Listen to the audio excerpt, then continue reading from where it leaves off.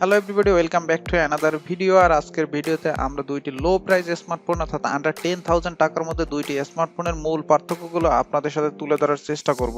তাই সম্পূর্ণ ভিডিওটি দেখতে থাকুন এবং আমাদের সাথেই থাকুন। তো চলুন বন্ধুরা, ভিডিওটি শুরু করা যাক। প্রথমে আমরা এই স্মার্টফোন দুইটির ফ্রন্ট সাইড এবং ব্যাক সাইড ডিজাইন নিয়ে একটু কথা বলবো। তো এই ক্ষেত্রে দুইটি স্মার্টফোনই থাকবে প্লাস্টিক মেড এবং এর ফ্রেমও থাকবে প্লাস্টিক মেড, এবং এই স্মার্টফোনটির ডিসপ্লে হিসেবে পেয়ে যাবেন ওয়াটার ড্রপ নচ ডিসপ্লে। তো এই ছিল স্মার্টফোন দুইটির ফ্রন্ট এবং ব্যাক সাইড ডিজাইন নিয়ে কথাবার্তা।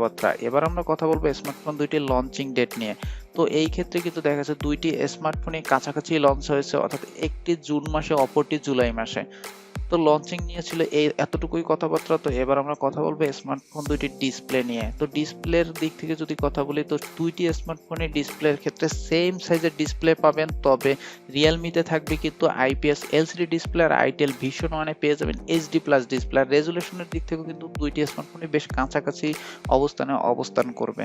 তো এই ছিল ডিসপ্লে নিয়ে কথাবার্তা। এবার যদি আমরা এই দুইটি স্মার্টফোনের স্টোরেজ নিয়ে কথা বলি, তো এই ক্ষেত্রে দেখা যাচ্ছে যে Realme C11 পেয়ে যাবেন 2GB 32GBর ক্ষেত্রে, আর আইটেল ভিশন ওয়ান পেয়ে যাবেন কিন্তু আপনি দুইটি ভেরিয়েন্টে।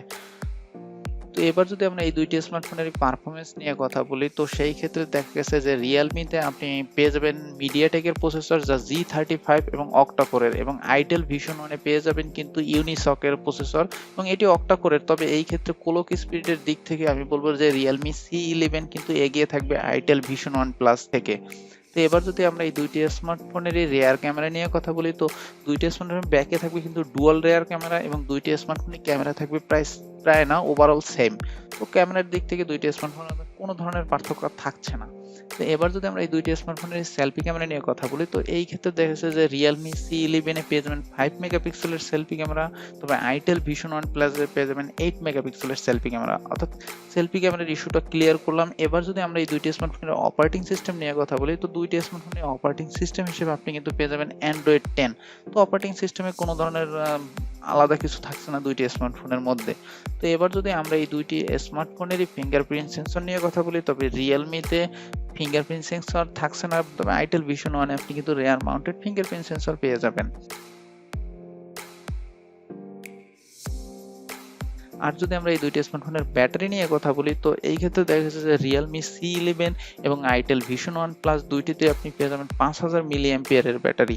তো ব্যাটারির দিক থেকে দুইটি স্মার্টফোনই কিন্তু সেম অবস্থানে অবস্থান করবে। আর এই দুইটি স্মার্টফোনের যদি অফিসিয়াল প্রাইস নিয়ে কথা বলি, তো সেই ক্ষেত্রে যে Realme C11 এর অফিসিয়াল প্রাইস হবে কিন্তু 8990 টাকা, আর আইটেল ভিশন ওয়ানের একই কনফিগারের অফিসিয়াল প্রাইস হবে 8490 টাকা।